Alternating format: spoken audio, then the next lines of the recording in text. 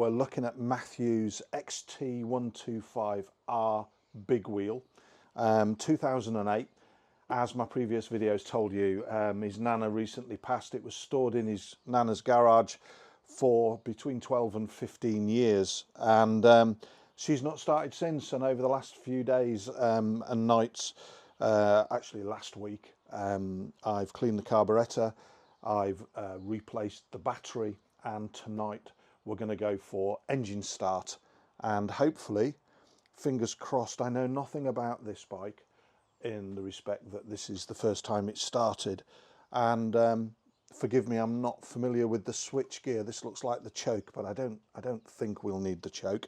Put a new plug in her, clean the carburetor. As you can see, I'm running her on a workshop, Sealy workshop temporary fuel tank. When a bike has been laying up like this, I generally put a little bit of oil down the barrel to afford the rings to release if they're stuck, but also to create any initial problems with those rings expanding. I haven't put a bore micrometer, a bore camera down the plug hole. I usually do, but this has kicked over and shown that it's free. Done a compression test. It's good compression. It's well over 117 on the compression test. She's got a new motor battery, Moto Bat glass fiber battery, and she's wired live, and the LCD panel on Matt's bike is recognizing that there's a battery fitted. So please forgive me, I'm not familiar with these controls. I usually work on much older machines. If we get engine run, I'm going to confirm that the alternator output is good. I've got a cheap Chinese multimeter here. For those that are BDI, you'll see there's a red cable on each. It's simply because I cannot find the black lead. Embarrassingly, Garage One is really busy. There is 1, 2, 3, 4, 5, 6 BSAs, 1 Kawasaki and a Norton and my Yamaha in a conventional brick-built garage, so I'm extremely busy and quite short of space. It's quite important I get this bike off the ramp in the next few days, certainly by the weekend, because my wingman and I are taking our Nortons in 2 weeks to the Isle of Man. Anyway, bear with me. Let's see if we can get engine start on this motorcycle.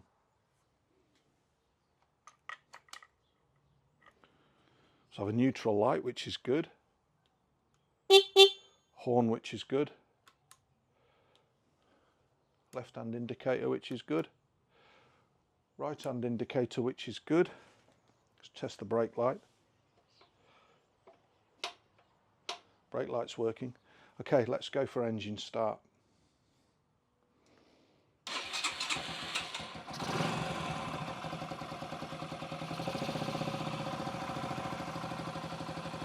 Whenever a bike has stood for a long time, one of the things that I do, and again, lubrication, it's two-stroke from the BSA Bantams petrol, 33:1.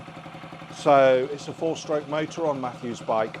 It wouldn't usually use 2-stroke petrol, but having that little bit of oil just keeps things moving. I'd expect a little bit of smoke, but clearly we can see that there's not an awful lot wrong mechanically. The engine's very quiet. Top end, if there was an oil, I'd be typically now on a Norton or BSA or my Triumph be looking for an oil return, but clearly on these modern Yamahas you don't get that. So if oil wasn't getting to the head, it would be noisy by now.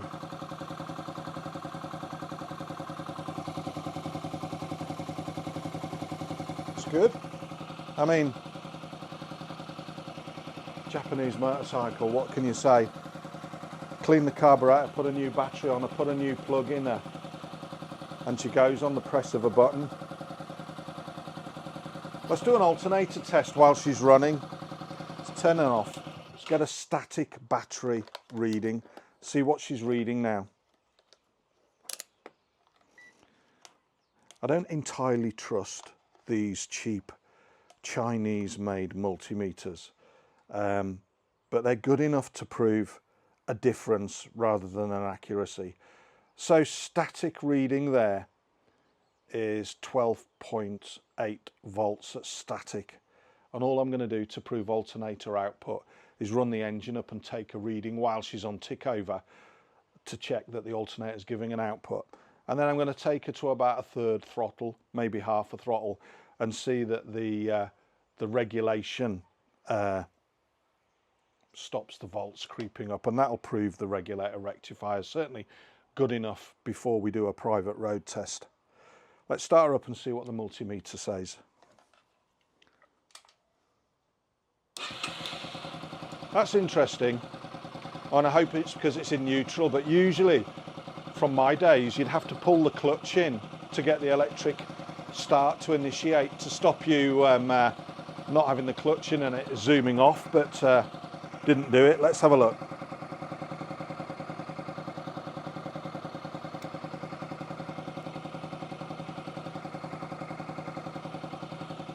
Yeah, so that is showing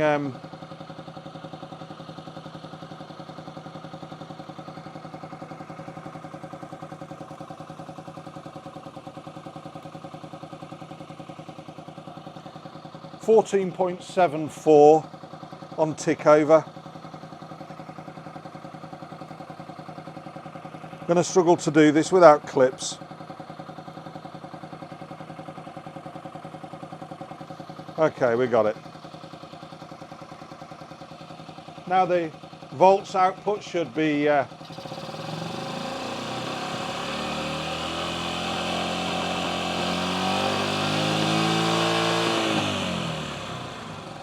14.86 stops at, but as I said, I don't really trust these for accuracy.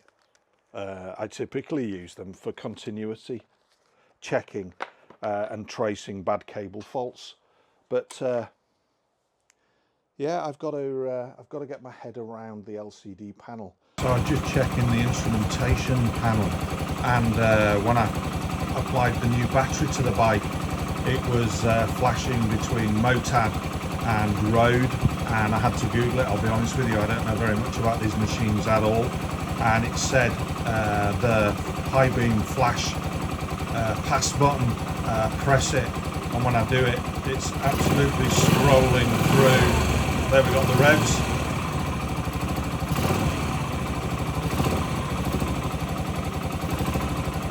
We've got the time clock.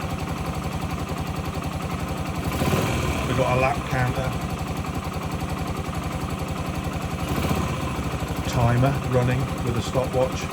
Start and stop. Average. Total mileage, yeah. That's good. From a mechanical point of view, there's nothing wrong with this bike. Let's get a clutch test next time. Let's get the petrol case has been flushed. I just need to put it back on, but I'm not of a mind to do that this evening. Thanks for watching, and if you like these brief videos, please think about hitting the like and subscribe button.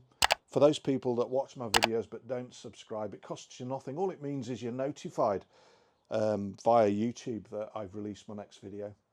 Thanks for watching. Ride safe.